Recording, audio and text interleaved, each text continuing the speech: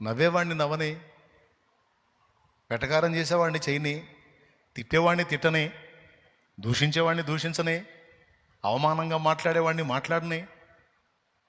అడిగిపోతారు, ఎంతకాలం పోతారు? మన పక్షమున ప్రతీకారము చేయుటకు దేవుని బలమైన బాహు ముందే చాపబడి ఉన్నది. అది కూడా ముందే సిద్ధపరచబడి ఉంది. నేను ఇలాగా నా లైఫ్లో ఇప్పటి వరకు ఎన్నో కార్యాలు పొందుకున్నా. ముందు ముందే దేవుడు నాకు సిద్ధపరిచి ఆ టయానికి అందించినవి ఎన్నో నేను అనుభవంలో నేను పొందుకున్నా. ఇక ముందు కూడా పొందబోతున్నా. దేవునికి స్తోత్రం.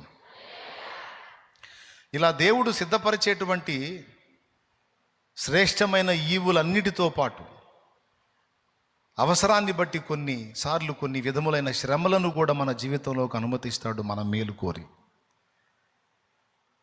అవి తీరిన తరువాత మనం పొందవలసినటువంటి దాన్ని మనకు అందేటట్టు దేవుడు చేస్తాడు. కాబట్టి కలవరాన్ని తీసేయండి. దేవుడు నిర్ణయించిన నిర్ణయ కాలంలో నేను అన్నీ పొందుకుంటాను, మా నాన్న నన్ను ప్రేమిస్తున్నాడు, మా నాన్న నా కోసం అన్నీ ముందే సిద్ధపరిచి ఉంచాడు, నాకు కలవరం లేదు అనగలవై రాత్రి? నాకు కలవరం, నాకు ఆందోళన, గుండె దడ, ఆయాసం, రొప్పు, అలసట. మా మంచి తండ్రి నాకన్నీ ముందే సిద్ధపరిచి ఉంచాడు.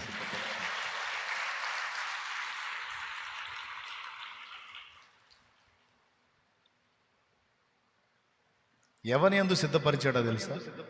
క్రీస్తు యేసునందట. క్రీస్తు యేసు యొక్క ఏర్పాటు మీరు ఎరుగుదురు కదా. ఆయన తన సొంత కుమారుని మన కోసం వెనుతీయలేదు, ఆయనతో పాటు సమస్తము మనకు ఎందుకు అనుగ్రహించడు అన్నాడు పౌలు. క్రీస్తునందు మన జీవం దేవుల్లో భద్రపరచడమే కాదు, ప్రభువునందు మన ప్రతి అవసరమునకు సమాధానం ముందే ఏర్పరచబడింది. ఆ నిశ్చయితతోనే నేను ఇంత భరోసాతో చెప్తున్నా. దేవునికి స్తోత్రం. మనందరం ఎవరిమే? మనుషులమా? కృప పొందిన వారం అని చెప్పండి, అది ముగింపు. ఎవరు మనందరం? ఎవరి కృప? తండ్రి అయిన దేవుని కృప, యేసయ్య కృప, పరిశుద్ధాత్మ కృప, కృపకు మూలమగు ఆత్మ అనుగ్రహించు కృప మనం పొందుకున్నాం. కృపకు మించిన ఐశ్వర్యము, కృపలో అన్నీ మనకు ముందే డిసైడ్ చేయబడ్డాయి, అన్నీ అందుతాయి. కాబట్టి ఏ విధమైనటువంటి వేదనలో ఉన్నా ఈ రాత్రి వదిలేసి ఆయన కృపను వేడుకోండి. కృపలో ప్రతి అవసరతకు సమాధానం ఆయన దగ్గర వేడుకోండి, తప్పకుండా పొందుతారు. ఆమేన్.